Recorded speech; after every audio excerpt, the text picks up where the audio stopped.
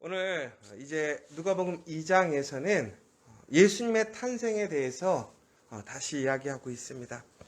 여러분 아마 성탄절이 지났는데 왜 또 이렇게 예수님의 탄생에 대해서 얘기를 할까라고 궁금하게 생각하실 분들도 있겠지만 우리는 오늘 예수님이 태어나심을 통한 그 모든 환경과 더 나아가서는 예수님이 태어나시는 그 상황 속에서 하나님이 또한 어떻게 일하셨고 또한 예수님의 탄생에 그 기쁨으로 참여한 사람들에게 주어지는 은혜와 또 복, 또 우리가 본받아야 될 태도가 무엇인지를 오늘 말씀을 통해서 다시 한번 잘 깊이 있게 나눴으면 좋겠습니다. 오늘 가이사 아구스도가 호적을 정리하라고 명령을 하였습니다. 그러면서 오늘 예수님의 탄생의 이야기가 시작됩니다. 흔히들 예수님을 허구의 사람이다, 소설이다 라고 얘기하는 사람들도 있습니다. 그러나 우리가 예수님을 살아계신 하나님의 아들이고 우리의 구주로 고백하는 것은 단순히 신앙의 문제가 아니라 바로 우리의 역사 가운데서 분명하게 증거되는 사실이라는 것이지요. 왜 그러냐면 오늘 바로 이처럼 가이사 아구스도라는 왕의 이름이 나오고 있습니다. 그 시대가 언제인지 정확하게 기록이 되어 있습니다. 성경에 보면 여러 부분들이 있습니다. 창세기 가장 앞에는 우리가 연대를 알 수 없죠. 그러나 그 이후에 우리는 정확하게 하나님의 말씀이 우리의 역사와 우리의 삶 가운데서 이루어지고 있음을 우리는 목격할 수 있습니다. 그러면서 더 나아가서는 바로 그 하나님의 역사는 오늘도 움직이고 있고 또한 오늘도 역사하고 있다는 사실을 우리는 고백하게 됩니다. 여러분, 예수님의 탄생은 역사 가운데 있었던 사실이라는 사실을 기억하시기 바랍니다. 예수님은 우리의 역사 가운데서 태어나셨고 또한 오늘도 우리의 역사 가운데 살아 계심을 여러분 믿고 또한 그것을 고백하는 우리가 되기를 간절히 소망합니다. 아우구스도의 명령으로 인해서 오늘 요셉과 마리아는 다윗의 동네인 베들레헴으로 가게 됩니다. 여러분, 하나님께서 이제 하나님의 말씀의 성취를 이루시기 위해서 하나님은 모든 사람들을 사용하고 계심을 볼 수 있어요. 그러니까 여러분, 하나님이 왜 전능자이신가, 주관자이신가?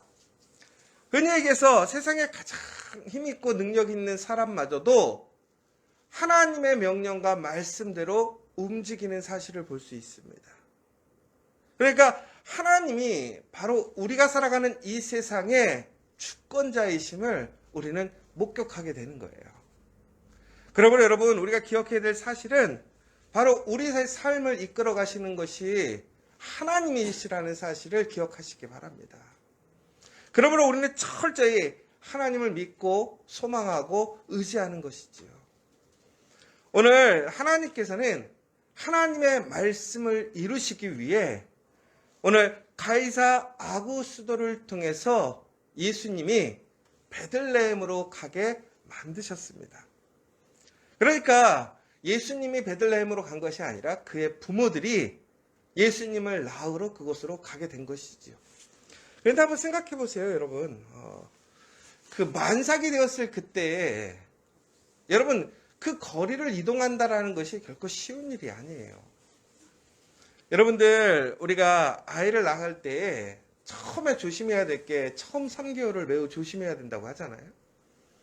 그래서 참 놀라운 것은 하나님께서 마리아가 사가라의 집에 가서 어떻게 됐죠? 3개월을 아주 안정되게 잘 지내게 하시는 놀라운 은혜를 체험하게 돼요.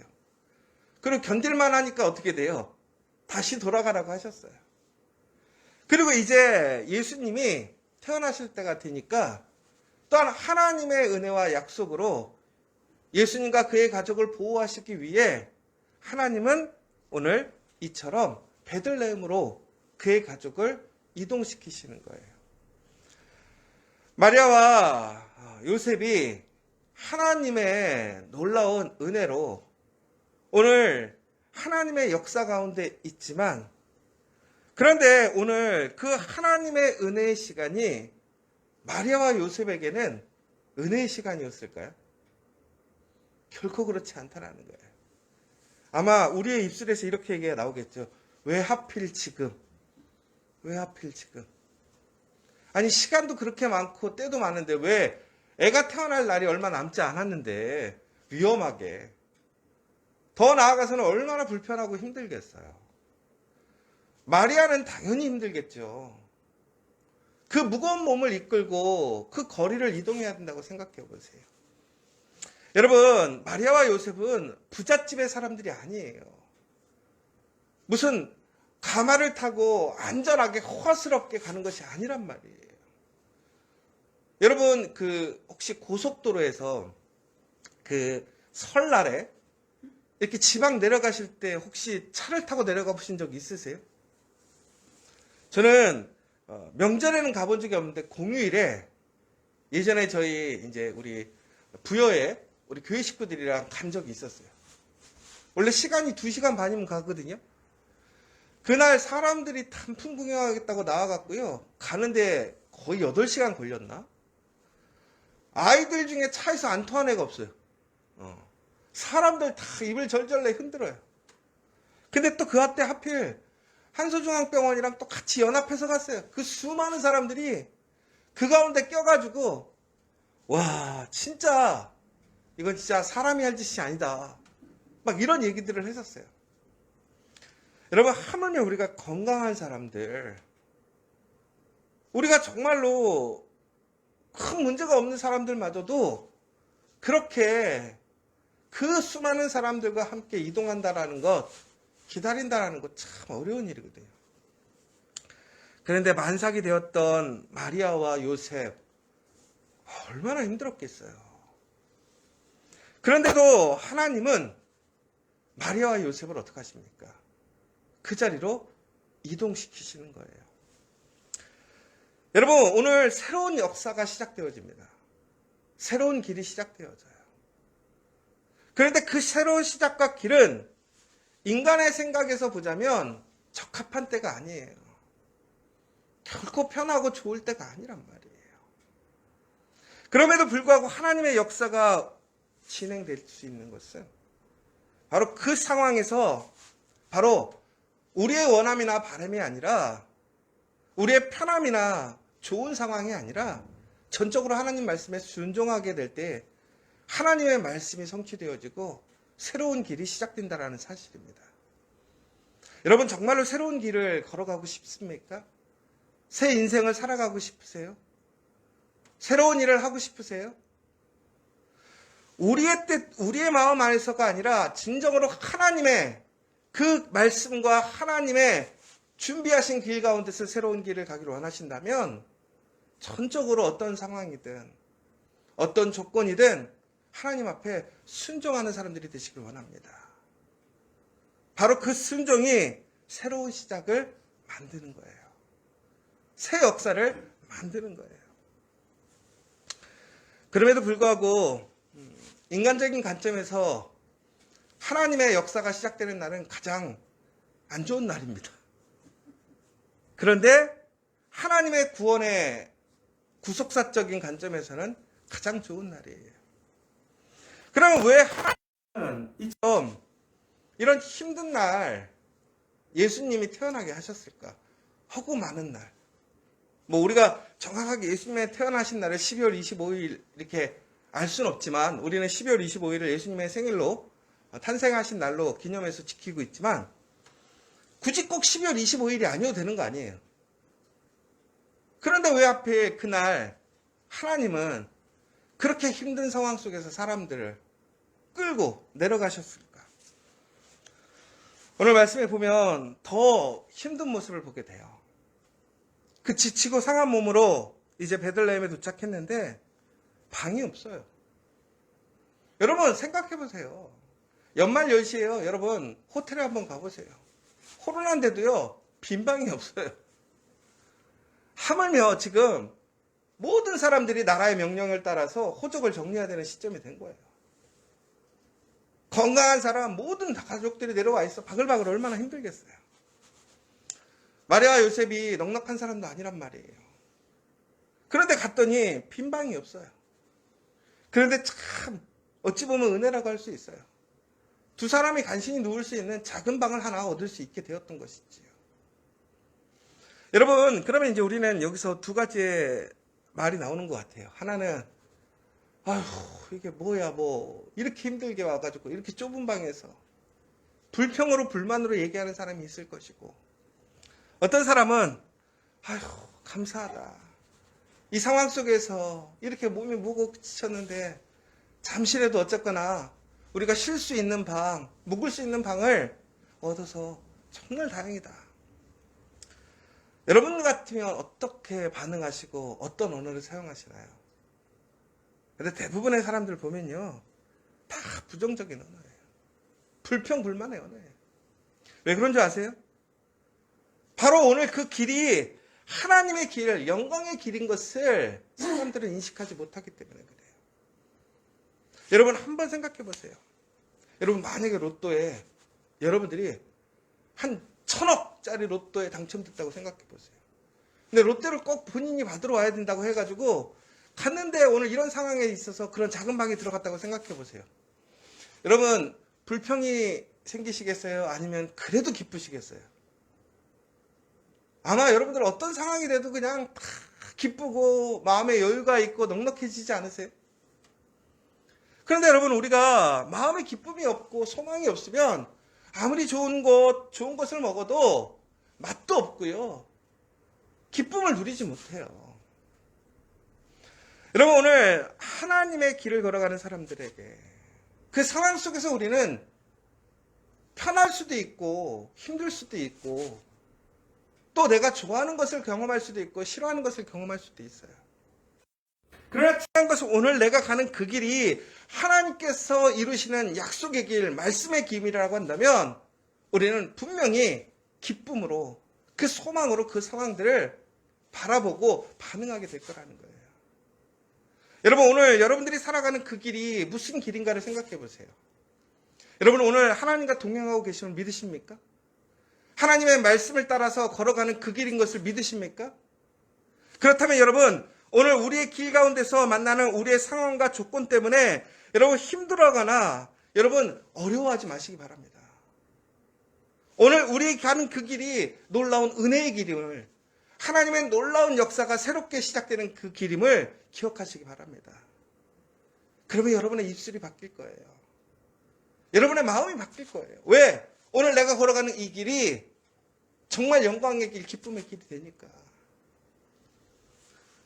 그런데 오늘 예수님이 갑자기 태어나시게 되는 거예요.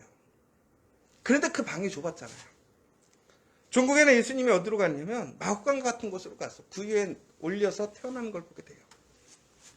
우리 이 모습을 보면서 이럴 것 같아요. 야, 진짜 믿음의 길을 걸어가는 사람들을, 하나님의 부르심에 순종하는 사람들은 고생하는구나. 고생해. 오늘 말씀을 보면 참 세상 사람들의 무관심과 분주함 속에서 예수님이 오심을 아무도 기억하지 못하고 있는 사실을 보게 돼요. 그런데 다른 한편에서는 하나님께서는 어처럼 우리에게 이런 본문에서 어떤 부정적이고 또 소외되는 예수님의 모습을 보여드리는 것이 아니라는 거예요. 오늘 예수님이 있으신 그 방은 비록 좁은 방이지만 여간과 혹은 사람들의 배려로 인해서 마리아와 요셉은 빈 방이라도 잡을 수 있었던 거예요. 왜 그렇습니까? 그들에게는 혼된 문화가 있었어요. 외부의 사람들, 약자들, 어려운 사람들을 우선시하는 것이 있었어요. 그러니까 마리아와 요셉이 그 어려운 상황 속에서도 잠시라도 쉴 수 있는 공간이었던 것이죠. 더 나아가서는 오늘 예수님이 태어날 때에 그들은 그 비좁은 방에서 아이를 낳을 수 있는 방으로 옮기게 되었어요. 우리가 예전에 우리 성탄절 할 때도 얘기를 나눴었지만 예수님이 태어나신 그 방은 완전히 허름한 마구간이라기보다는 방 안에 사람과 함께 동물이 거주할 수 있는 공간이란 말이에요. 그러니까 사람이 못 사는 방이 아니라 오히려 마리아와 요셉이 아이를 낳을 수 있는 더 넓은 방으로 배려로 그 방으로 이동하게 된 것이고, 바로 그 구유는 더럽고 소외됨을 얘기하는 것이 아니라 사람과 동물이 공존하는 그곳에서 가장 배려함을 통해서 최선을 가운데 태어나신 것을 보게 돼요. 그러니까 하나님께서 오늘 이처럼 마리아와 요셉을 하나님의 말씀의 그 성취를 위해 이끌어 가실 때에 그들에겐 분명히 고난과 어려움이 불편이 있었어요. 그러나 중요한 것은 바로 하나님께서 그 고난과 불편함 속에서도 가장 최선의 것으로 그들에게 주셨다라는 사실을 기억하시기 바랍니다. 여러분, 하나님은 하나님의 일을 우리에게 행하실 때에 하나님의 최고의 것을 주시는 것이 아니라 최선의 것을 주시는 것을 기억하시기 바랍니다. 여러분, 최고의 것을 얻고 싶으세요? 최선의 것을 받고 싶으세요? 최고는 기준이 달라질 수 있어요.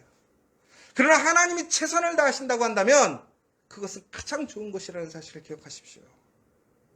여러분, 또한 하나님의 그 은혜에, 그 계획에 최고의 것을 드리는 것이 아니라 최선의 것으로 나누게 될 때에 우리는 하나님의 은혜의 영광에 참여할 수 있다는 거예요. 바로 예수님은 그것을 기뻐하셨고, 하나님은 기뻐하셨고, 그 천사들은 그 예수님의 탄생을 영광스럽게 선포하는 모습을 보게 돼요. 여러분, 하나님께서는 우리에게 최선을 다해서 일을 행하십니다. 우리가 행할 일은 뭐예요? 바로 하나님이 이루시는 그 일에 우리가 최선을 다해 참여하는 거예요.